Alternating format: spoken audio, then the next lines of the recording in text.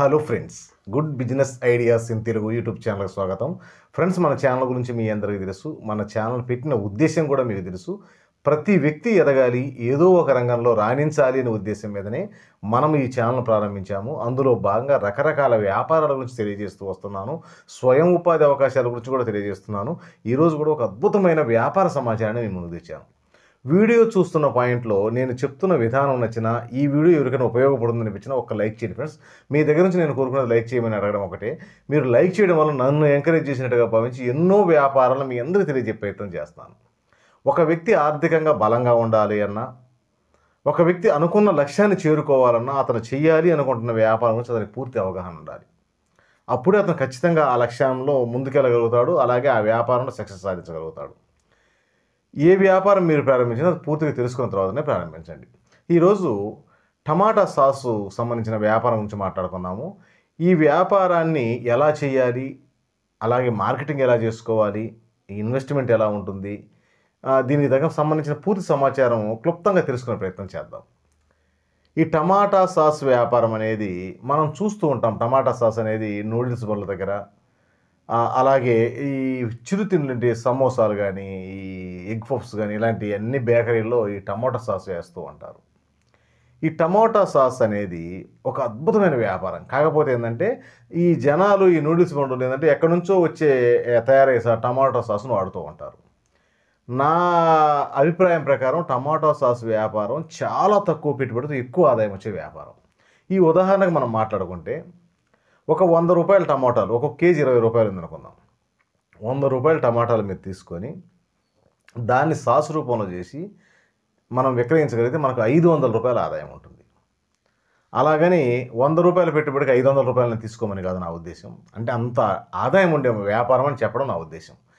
ఏ వ్యాపారమైనా మీరు చేసేటప్పుడు రీజనబుల్ రేట్లకు ఆదాయాన్ని చేయండి. అప్పుడు ఎక్కువ కాలం ఆ వ్యాపారంలో ఉంటారు.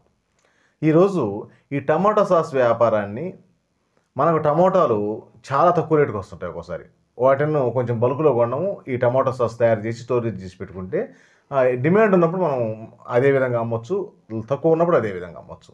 ఈ టమాటా సాస్ తయారు చేసే విధానం గురించి యూట్యూబ్లో ఒకసారి వెతకండి, చాలా సమాచారం ఉంది దాంట్లో. దాని గురించి మాట్లాడే టైం వేస్ట్ చేయను. అక్కడ నుంచి ఆ సమాచారం తీసుకొని టమాటా సాస్ చేసుకోండి.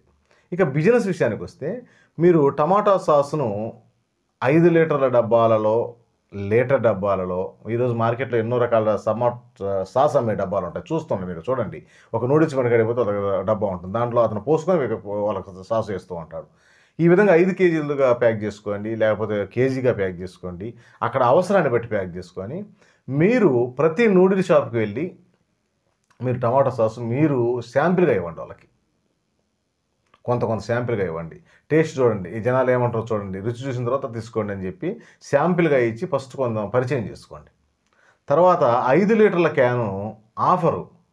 ఉదాహరణకు మనకు 5 లీటర్ల క్యాన్ వచ్చేసి మనకు ఒక 250 రూపాయలు పడింది అనుకుందాం. అది మనము ఒక 300 రూపాయలు, 350 రూపాయలు, సరే 400 రూపాయలు మనం విక్రయించాలి. దాని మీద మామూలుగా మార్కెట్లో ఎంత ఉందో రేటు చూసుకోండి. 400 రూపాయలకు మనం విక్రయించాలనుకుంటే డైరెక్ట్గా నూడిల్ షాప్ వ్యక్తికే విక్రయిస్తాం కాబట్టి ఆ 400 రూపాయలు దానికి ఇంకొక 50 రూపాయలు గిఫ్ట్గా ఏదైనా ఇవ్వండి. గిఫ్ట్ అలవాటు చేయండి. ఈరోజు మార్కెట్లో ఇది పెద్ద స్ట్రాటజీ. కాకపోతే అందిపుచ్చుకున్న కంపెనీలు అందిపుచ్చుకుంటున్నాయి, కార్పొరేట్ కంపెనీలు అందిపుచ్చుకుంటున్నాయి, మామూలు అందిపుచ్చుకోలేకపోతున్నారు. ఎందుకంటే మామూలు వ్యక్తి ఆలోచన ఎలా ఉంటుందంటే, ఆదాయం మొత్తం నేనే తినాలి, దాన్ని కస్టమర్కి ఏమి ఇవ్వకూడదు అనే బాగుంటుంది. అది కరెక్ట్ కాదు. ఈరోజు 400 రూపాయలు మీకు 250 రూపాయలు పడింది, 400 రూపాయలకు అమ్ముతుంటే ఒక 50 రూపాయలు దానికి ఒక ఆఫర్ గిఫ్ట్గా ఇస్తే మీకు 100 రూపాయల ఆదాయం వచ్చినా కూడా అక్కడ ఆ గిఫ్ట్ కోసం అతను దాన్ని కొంటాడు. ఇది బిజినెస్ స్ట్రాటజీ అనమాట. ఈ విధంగా మీరు తయారు చేసినవి మీ ఊర్లో వరకు విక్రయించినా కూడా మీరు ఈజీగా ప్రతిరోజు తక్కువగా 2000 రూపాయలు సంపాదిస్తారు. ఇంకా బల్క్గా చేస్తాము, ఎందుకంటే మాకు ఒక 2-3 వ్యక్తులు పరిచయంగా ఉంటారు, మీ ఫ్రెండ్స్ సర్కిల్లో ఉంటారు. మీరు అందరూ కలిసి ఒక యూనిట్ మాదిరి ఏర్పడి కొంచెం బల్క్గా చేసుకోగలిగితే ఈ ఆదాయం ఎలా ఉంటుందంటే ఒక పరిశ్రమ మాదిరి ఉంటుంది. ఈ పరిశ్రమను స్థాపిస్తే మీరు మీ ఊళ్ళో స్టార్ట్ అయిన ఈ వ్యాపారం జిల్లా మొత్తం విస్తరిస్తుంది, తర్వాత రాష్ట్రాల వరకు విస్తరిస్తుంది, తర్వాత దేశం మొత్తం కూడా మీరు పంపించగలుగుతారు. కాకపోతే బెస్ట్ క్వాలిటీ మెయింటైన్ చేయండి, క్వాలిటీ విషయంలో కాంప్రమైజ్ కావకండి. అలాగే ఇవి ఏదైతే కొన్ని హానికరమైన కెమికల్స్ వాడుతూ ఉంటారు సాసులు, అలా కాకుండా బెస్ట్‌గా ఉండేది ప్రమాదం లేని విధంగా చూడండి. ఎందుకంటే ఒక వ్యక్తి ఈ ఆహారం విషయంలో ఇప్పుడు జొన్న ప్రతిదీ కల్తీ, నెయ్యి కల్తీ, నూనె కల్తీ, ఆహారం మొత్తం కల్తీ అమ్ముతున్నారు. ఇలా చేయకండి. మీరు ఒక సంస్థను స్థాపించి ఒక ఫుడ్‌కు సంబంధించిన వ్యాపారాన్ని మీరు చేయనప్పుడు దాంట్లో ఎంతవరకు అవకాశం ఉంటే కల్తీకి దూరంగా ఉండే ప్రయత్నం చేయండి.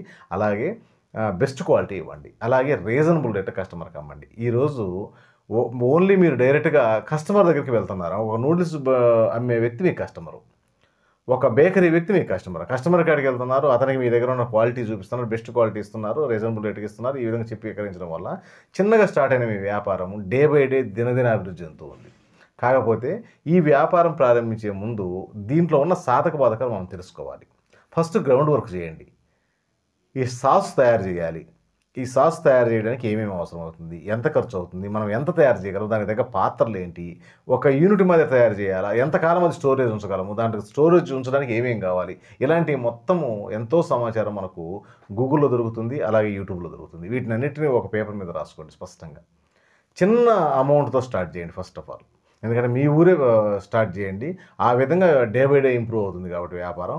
ఒక సంస్థ మాదిరి ఒక పరిశ్రమను స్థాపించాలి. స్వయం ఉపాధి అవకాశం కిందకి వస్తుంది ఇది. ఒక పరిశ్రమ మాదిరి స్థాపించాలి. నేను ఖచ్చితంగా ఒక ఉన్నత స్థానానికి వెళ్ళాలా అని వాళ్ళకు బలమైన కోరికున్న వ్యక్తి, ఇది బర్నింగ్ డిజైర్ అంటుంటారు. బలమైన కోరుకున్న వ్యక్తి మీలో ఎవరైనా ఉంటే ఈ సెలెక్ట్ చేసుకోండి. చాలా అద్భుతంగా ఉంటుంది. ఇప్పుడు కార్పొరేటు వ్యక్తులు నడుపుతున్నారు ఈ వ్యాపారాన్ని. చిన్న చిన్న ఏరియాలో కూడా మనం నడిపి వాళ్ళ స్థాయికి వెళ్ళొచ్చు. కాకపోతే దేశం మొత్తం మనం విస్తరించడానికి టైం పడుతుందేమో కానీ వ్యాపారం బెస్ట్ క్వాలిటీ ఇవ్వడానికి మనకేం టైం పట్టదు. అలాగే వ్యాపారాన్ని విస్తరించడానికి కూడా మనకేం టైం పట్టదు. డే బై డే ఇంప్రూవ్ అవుతుంది కాబట్టి చాలా బాగుంటుంది. కాకపోతే ఒక ప్రణాళికాబద్ధంగా చేయాల్సి ఉంటుంది.